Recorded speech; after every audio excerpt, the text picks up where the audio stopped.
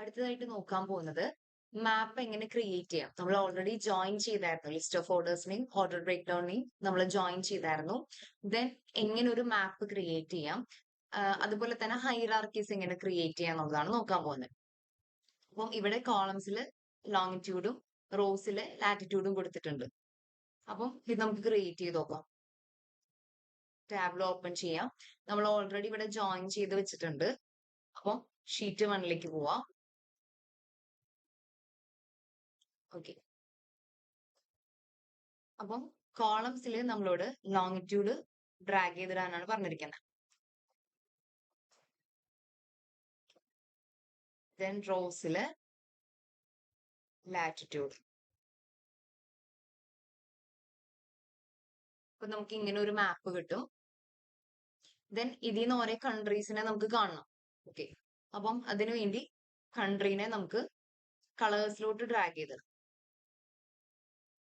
Okay, അപ്പൊ ഓരോ colours ആയിട്ട് നമുക്ക് കൺട്രീസിനെ കാണാൻ പറ്റും. റൈറ്റ് സൈഡിൽ നോക്കുകയാണെങ്കിൽ നമുക്ക് മനസ്സിലാവും ഓരോ കൺട്രിക്ക് ഓരോ കളർ കൊടുത്തിട്ടുണ്ട്.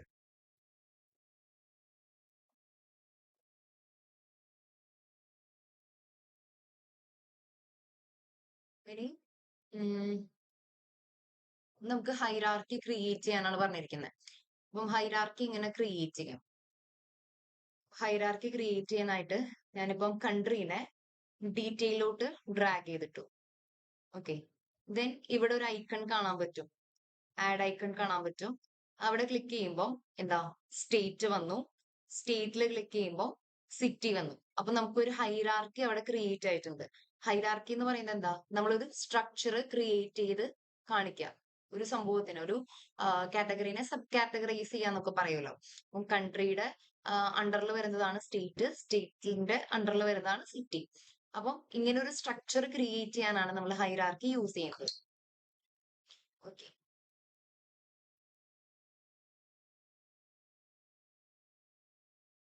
നെക്സ്റ്റ് നമ്മൾ നോക്കാൻ പോകുന്നത് ഫിൽട്ടർ ആണ്. അപ്പം ഇയറിന്റെ ബേസിൽ എങ്ങനെ ഫിൽട്ടർ ചെയ്യാന്നാണ് നോക്കാൻ പോകുന്നത്. അപ്പം ഇവിടെ ഓർഡർ ഡേറ്റ് ഉണ്ട്.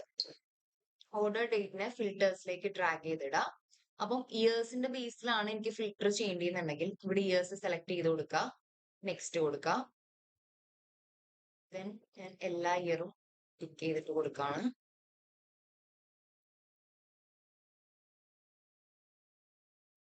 ഓക്കെ കൊടുക്കുക.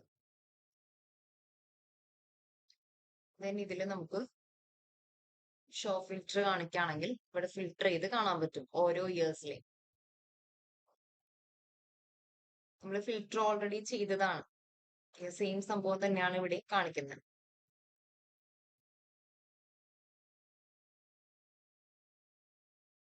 ഓക്കെ, നെക്സ്റ്റ് നമ്മൾ കാൽക്കുലേറ്റഡ് ഫീൽഡ് ആണ് ചെയ്യാൻ പോകുന്നത്. അപ്പം നമ്മൾ ഓൾറെഡി ഒരു കാൽക്കുലേറ്റഡ് ഫീൽഡ് ചെയ്തിട്ടുണ്ട്. അപ്പം ഇതിന്റെ ബേസിൽ ഇപ്പോൾ ഉള്ള ആ ഒരു ഫീൽഡിന്റെ ബേസിൽ നമുക്ക് എങ്ങനെ ഒരു കാൽക്കുലേറ്റഡ് ഫീൽഡ് ചെയ്യാന്നാണ്. ഇവിടെ പ്രോഫിറ്റ് ഉണ്ട്. പ്രോഫിറ്റിന്റെ അവിടെ ഞാൻ റൈറ്റ് ക്ലിക്ക് കൊടുക്കുമ്പോൾ ഇവിടെ ക്രിയേറ്റ് കാണാം. ഓക്കെ, ക്രിയേറ്റില് കാൽക്കുലേറ്റഡ് ഫീൽഡ് ഉണ്ട്. അപ്പം ഞാനിപ്പം കണ്ടുപിടിക്കാൻ പോകുന്നത് പ്രോഫിറ്റ് മാർജിൻ ആണ്. അപ്പൊ എനിക്ക് പ്രോഫിറ്റ് മാർജിൻ ആണ് കണ്ടുപിടിക്കേണ്ടത്. അപ്പൊ ഞാനിവിടെ പ്രോഫിറ്റ് മാർജിൻ എന്ന് കൊടുത്തു.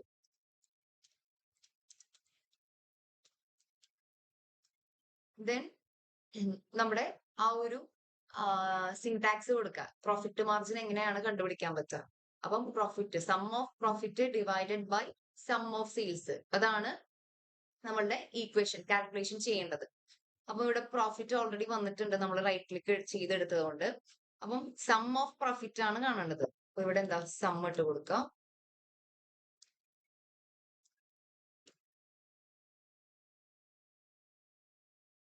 സം ഓഫ് സ്ക്വയറിന്റെ ഉള്ളിലാണ് പ്രോഫിറ്റ് കൊടുക്കേണ്ടത്.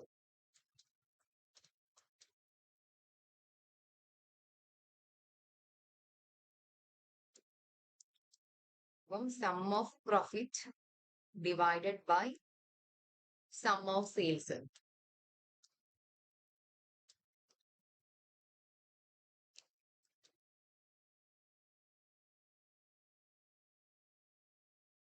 ദെൻ ഓക്കെ കൊടുക്കുക.